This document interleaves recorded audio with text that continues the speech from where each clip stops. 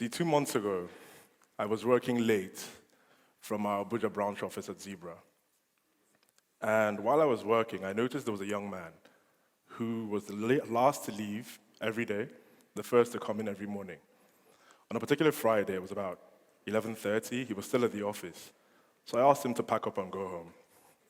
He said to me, if I go home, I'll probably be doing the same thing I'm doing right now. Except here, I've got air conditioning and cheap internet, and free internet, sorry. So I was quite tired that day, so I engaged him in conversation. I asked him how he had come to be an IT technician. This young man worked in our IT department. So he ratted out his story to me. He mentioned how he had studied psychology, which had nothing to do with IT, and then had converted to law because his parents expected that of him. Practiced as a lawyer, was a mediocre lawyer, to say the least. Then went into finance, was mediocre in that as well. All through while he was doing this, he, on the side, engaged in IT solutions for fun, as a hobby. It wasn't until a certain day in the finance firm he worked with, he preferred a solution to a problem that they'd been having for a while. The chief IT technician wasn't able to solve that problem, and he solved the problem. Now that day, he was filled with conviction.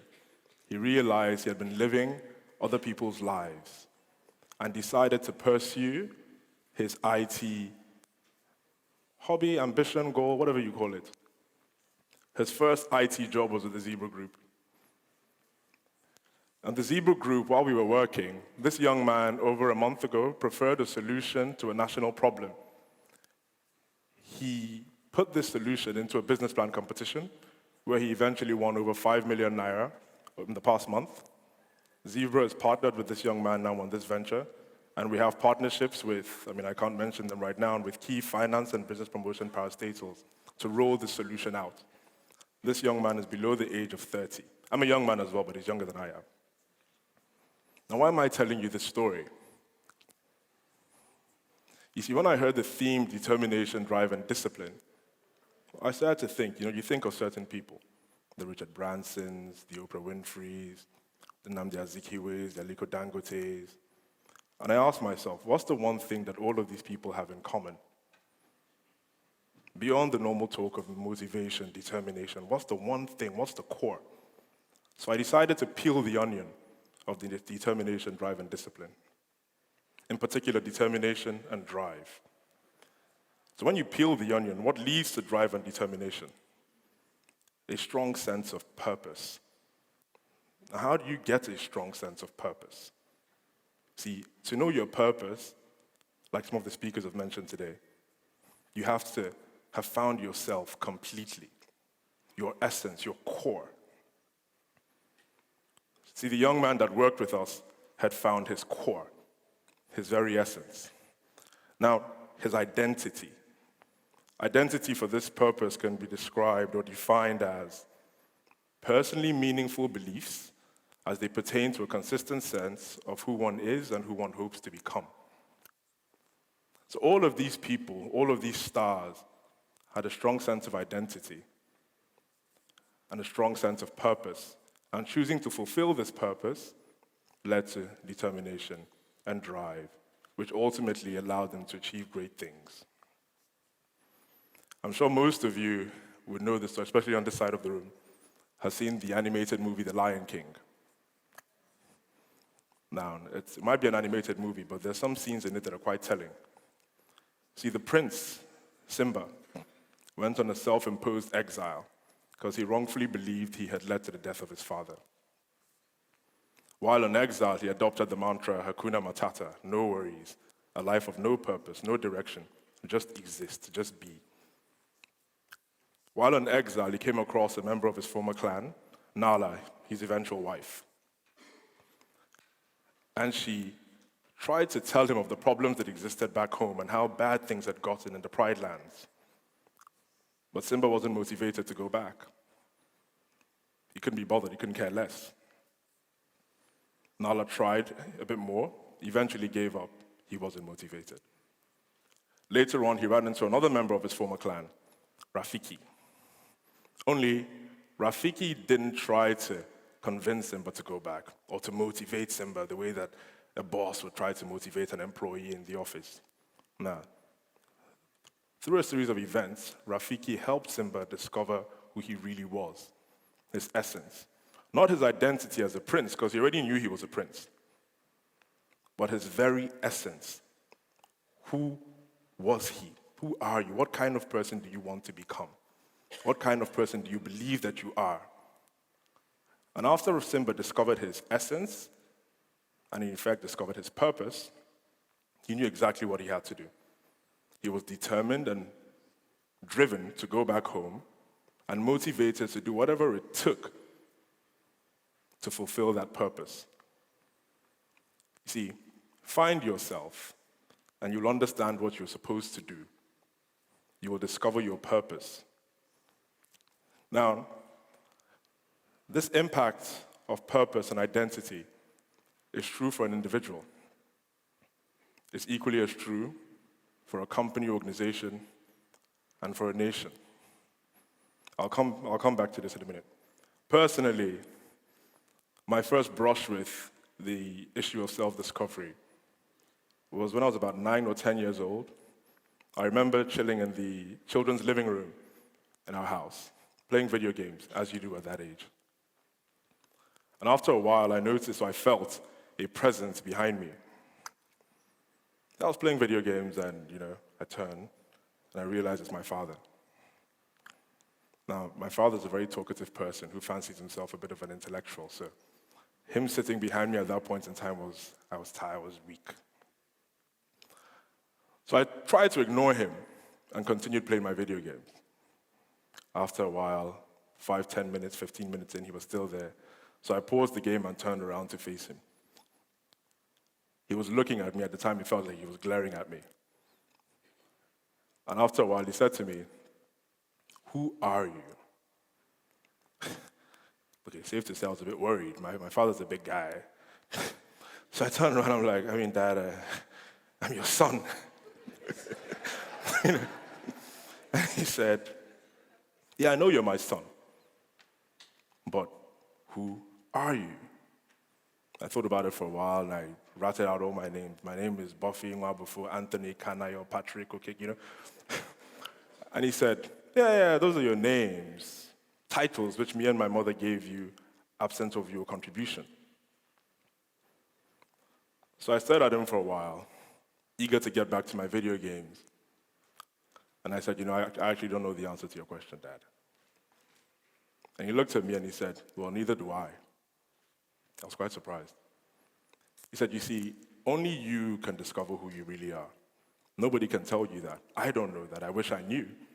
But it's my purpose and my role as a father to help you on the journey to discover who you really are. And after you discover who you really are, everything else becomes easy because you find your solution, your unique solution." Now, at the time when he finished talking, I was quite happy. It didn't mean much to me at the time. I was very eager to get back to my games. And he left the room. But that stayed with me, and it made more sense as I got older and struggled with my own personal identity. Now, as I mentioned, this impact of identity and the discovery of purpose holds true for an organization, or holds as true for an organization and a company, as well as a nation. The great nations of the world, you can actually describe what they are, what their mantra is, what their essence is. The United States of America. Be all that you can be. The land of the brave, land of opportunity, competitiveness, innovation. Dare and you will achieve.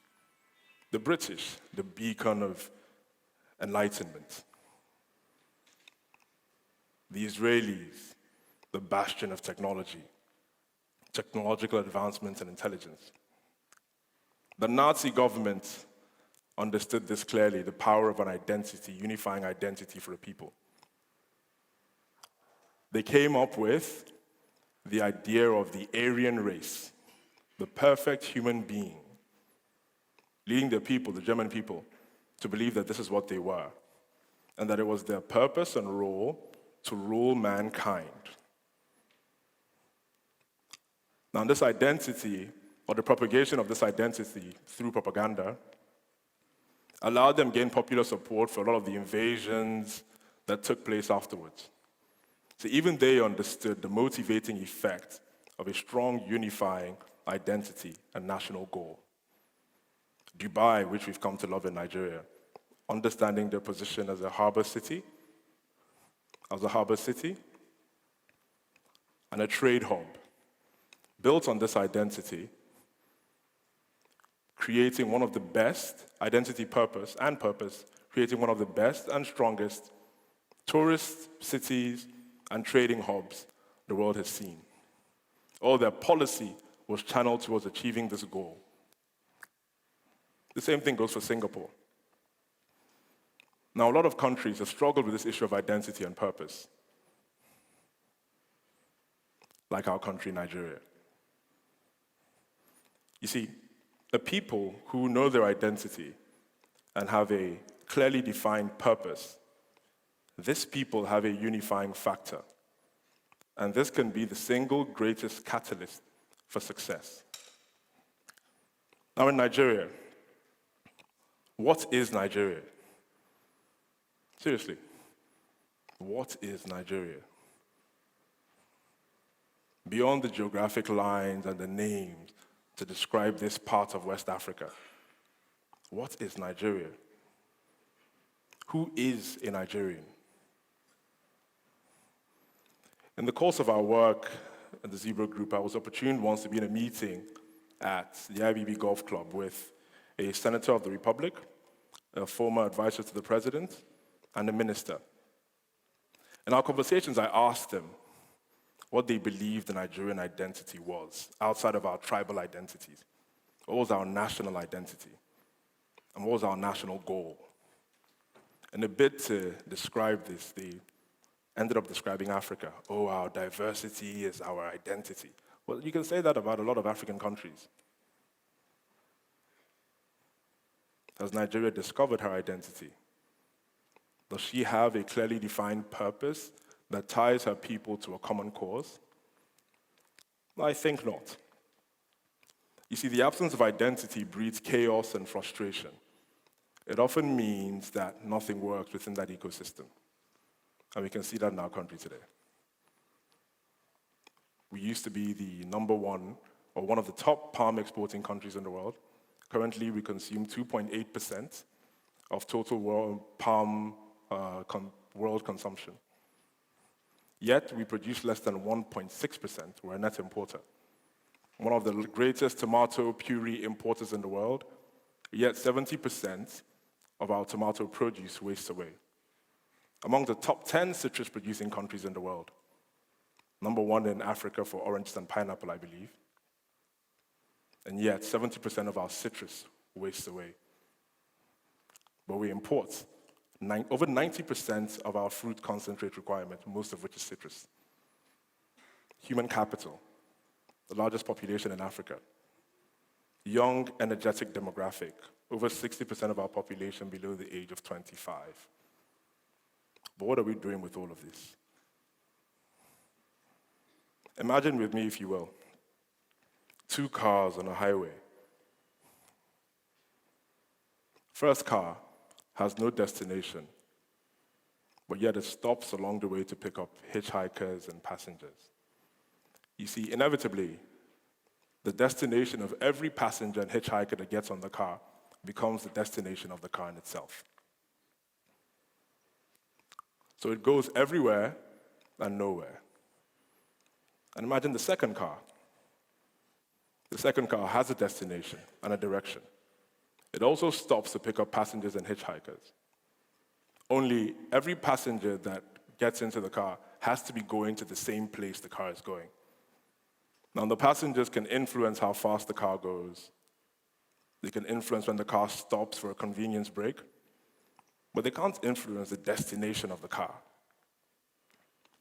See, that car without, the other car without a direction or a destination, that is the fate of a country that has not found its identity, its essence, and its national goal.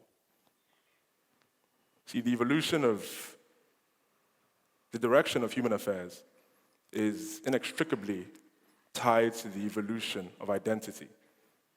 For it is from identity that intention, action, and social development flow. Identity is not only important for internal unity, but also for our engagement with others who are interacting with our organization, our country. None can effectively dialogue with others until you can calmly and confidently hold your own identity. So, you'd ask, how do you find your identity? How do you know who you are? How do you find your purpose? And there isn't one answer to this. The journey starts within. Life will give you clues. For example, what you love and what gives you joy is a clue to the gifts, skills, and wisdom you may contain, like we saw in the young man earlier on in the presentation. What grieves you is a clue to what you were assigned to heal. And what infuriates you the most is often a clue to a greater problem you were assigned to solve. Now, on this journey of self-discovery and pursuit of purpose will take time. It may require periods of isolation, periods of insignificance, periods of introspect. It may cost you everything. But what sort of life would we lead in the absence of this? A life of mediocrity. For in your identity, I find that you find your unique solution. Thank you.